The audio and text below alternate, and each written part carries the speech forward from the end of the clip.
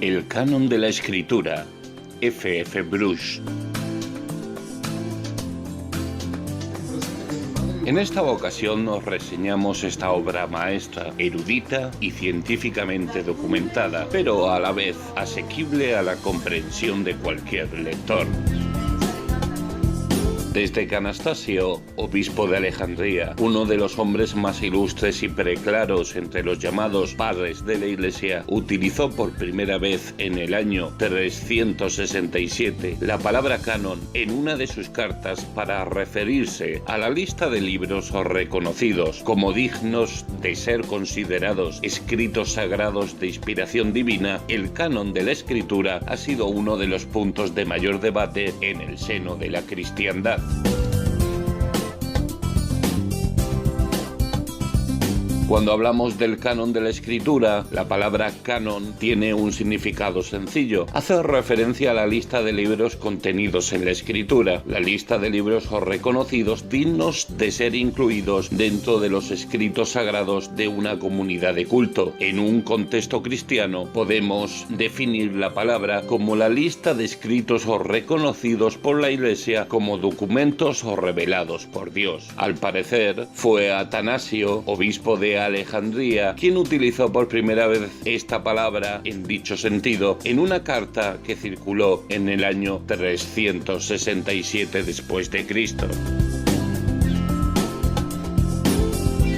La palabra canon se ha introducido en nuestro lenguaje a través del latín a partir de la palabra griega canon. En griego significa caña, especialmente en referencia a la caña recta que se utiliza como regla. De este uso procede el otro significado que suele tener en inglés, regla o patrón de medida. Hablamos, por ejemplo, de los cánones o las reglas de la Iglesia de Inglaterra, pero una caña recta utilizada como regla puede ser dividida en unidades de longitud, como una regla moderna en pulgadas o centímetros. De esta costumbre se deriva que la palabra griega canon pasara a ser utilizada para referirse a una serie de estas marcas y después con el sentido general de serie o lista. Es este último uso el que se aplica al término el canon de la escritura.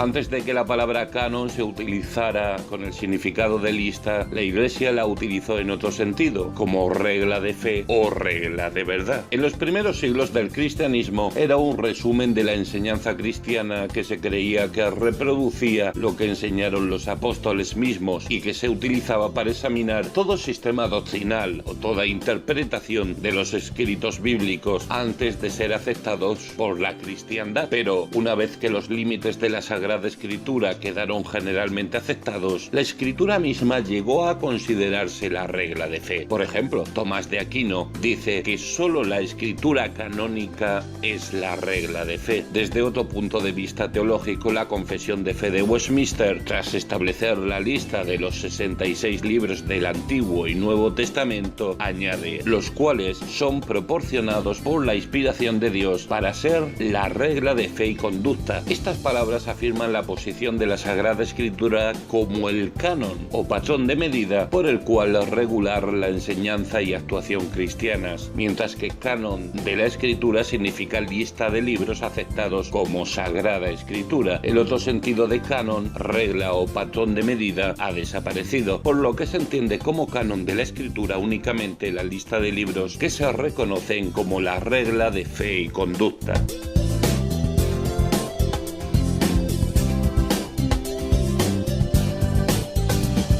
¿Qué libros son los que propiamente forman parte del texto bíblico?